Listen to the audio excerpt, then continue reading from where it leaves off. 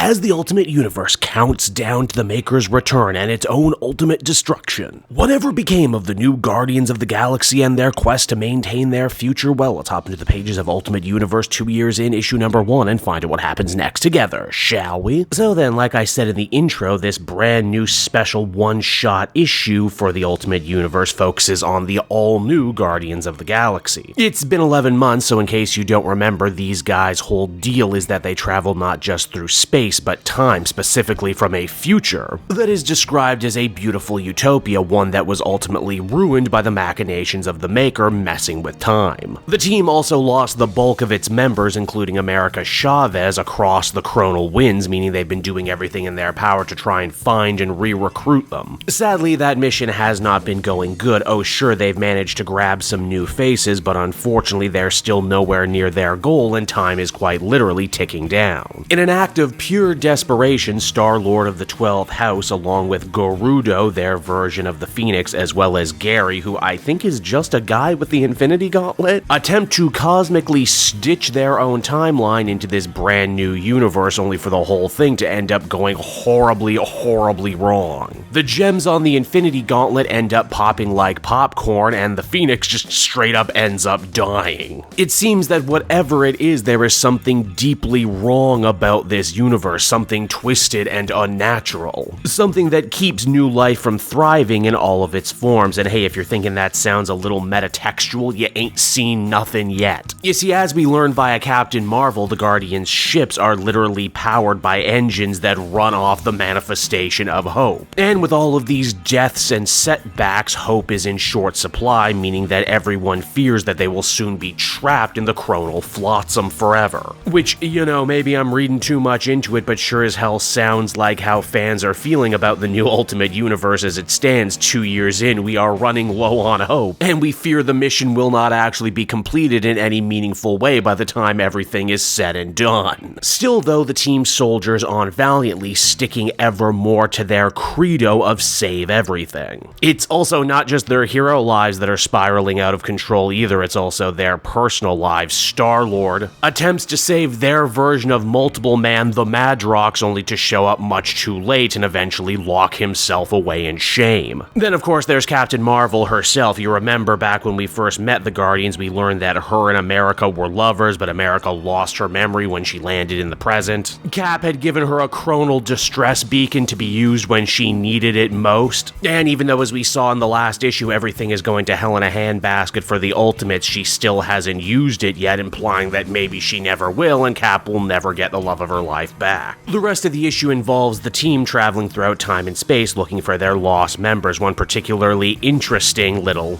aside involves the team's Ultron, or as she is known, U-82. You see, Ultron got stranded at the beginning of humanity and was actually there to witness the Celestials purge the Neanderthals with cosmic fire. A truly horrifying scene that has U-82 wondering if perhaps whatever the Maker actually did to this universe had a ripple effect. Maybe it's not just the present he corrupted with his presence and manipulation, maybe the past is suffering too, and because of that, U-82 decides to stay behind in something called Watcher Mode in hopes to learn more information that can help the team fight the Maker when the time inevitably comes. Now that outing was at least educational. What happens next is a lot more devastating. The team attempts to hunt down their Nova, only to find out much too late that they had been murdered by a group of blood-hungry lobotomites on some backwoods planet, their leader stealing the Nova helmet and costume, before eventually reshaping his entire killer society around Nova iconography. Did we also mention this Nova was the last light of Xandar, meaning that now they're dead? There will be no Novas? Yikes. Things aren't going much better on the ship either, as Cosmo begins to worry about Star-Lord locking himself away at such an important juncture. Apparently he's not just depressed, he's actually sick. It looks like he picked up a terrible disease on that last mission, and now he's mutating, his skin becoming a very familiar shade of green, but more on this in a minute. Now the next segment here is probably the most important. You'll remember that when this book got announced, they were sure to showcase the brand new Guardians version of Daredevil. And oh boy, is there a lot going on with this guy. For starters, he's not Matt Murdock, but the Devil, as he is dubbed, is actually a Beyonder, basically right below the one above all in the cosmic pecking order. Here's the funny twist, though. Daredevil is still blind, meaning that instead of being 100% omnipotent like the other Beyonders, he's just pretty omnipotent. Though that lack of clarity is enough to drive him frickin' insane. You see, the Devil can actually read other characters' internal monologues, basically hear their thoughts, but he can also read the script the comic is based on as it's being written. Now that's crazy enough as it is, but the Devil has also concocted an absolutely insane plan to try and save his friends and this universe through the use of a hypercube, basically another word for a tesseract. The Devil's been going around trapping things that he finds particularly interesting or beautiful about this universe, freezing it forever in amber. No, you don't understand, this is bound to work, fans will absolutely accept this, it's worked in the past so it'll work again. Only for Captain Marvel to deflate this plan by saying that what the Devil is offering here is not salvation, but stagnation. And again, can we get any more meta right here, right now? You might love this universe, you might want to keep it safe, but you loved it because it was lightning in a bottle, where it felt like anything could happen at any moment, including the end. Now this fourth wall breaking madness also extends to the Nullifier, who figures to himself, geez, if we're screwed anyway, if we'll never be able to return to our utopia, then why don't I just use my amazing powers to destroy everything everywhere right now? I could do it, would anybody care? Would anyone be mad at me? Thankfully, Captain Marvel is able to talk him down, saying that at the end of the day he's a hero and ending that many lives just simply is not in his character. And, you know, we started this adventure together and damn it, we will see it to the end together one way or another. Now, it's after that the team ends up getting another call from Ultron. This time he is in the far future where the Celestials have returned to once again reap humanity. Ultron has learned a lot about the nature of this universe in all of their time watching, so much to the point they have even been given a new name by the locals, Uatu. Get it? U-82. U-A2. Sadly, Ultron's ultimate revelation after watching all of this history is not a happy one, mainly that their future, the one they've been trying to save this whole time, would ultimately be destined to the same destruction as everything else in this universe. It seems that the Maker wasn't the one who corrupted this place, it was always like this. No matter how good or bad things are, the board is inevitably cleared, which is truly devastating for a group of people who have all united around the credo of save everything. It's here though that America Chavez actually ends up coming in clutch by helping her old team have a new mission, not to save everything, but merely to save what you can. Make the most of the time you can and hope that it's enough. In fact, we see Star-Lord actually living out this brand new credo pretty well. He wasn't sick. He was merely housing Madrox inside his body. Yeah, in this crazy world, Madrox isn't a guy who can multiply, he's actually a sentient disease who is able to fester and regrow in a host body strong enough to actually take the strain. So, you know, for all the dark clouds, it looks like the Guardians finally have themselves a little bit of a silver lining. They might not have been able to get back everyone they wanted, but they are together now and ready to face whatever comes next, even if that something is the ultimate end. And so that was Ultimate Universe 2 years in, issue number 1, everybody, and at the end of the day, I felt a little conflicted on this one. I really loved the previous issue and its rah-rah fight the power, topical timeliness that promised that even if this new Ultimate Universe was going to be a short one, they were at least going to go out with a bang and say something important that comic books don't normally do. This issue, though, ended up being a little bit more melancholy, a little bit more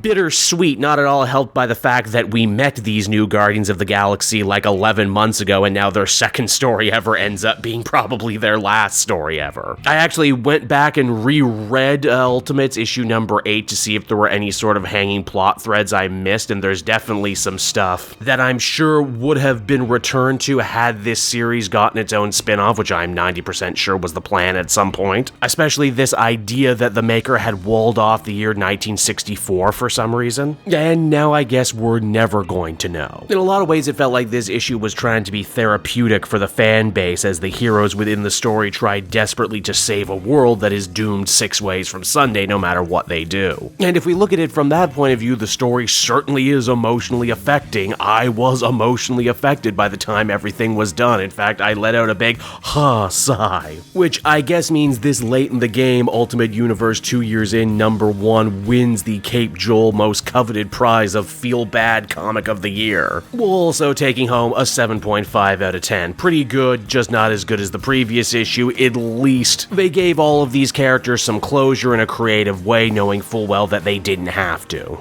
Hey there everyone, it's your pal Cape Joel again, and if you're seeing my face right now, that means you watched to the end of the video, and I'll always be grateful for that. Retention helps in this crazy YouTube game, and so does becoming a patron. If you head on down to the description, you can find a link to my Patreon page. Recently just redid all the tiers, a lot of cool stuff offering up there, exclusive commentaries, exclusive polls, behind the scenes concept art for Capes and Quest. That's the brand new D&D show I've started soon. Never been a better time to become a patron. You can become a patron for as little as $1 a month and help the channel grow and, help me continue to deliver content like what you just saw. So I want to thank you all, and I will see you again next time. Bye-bye.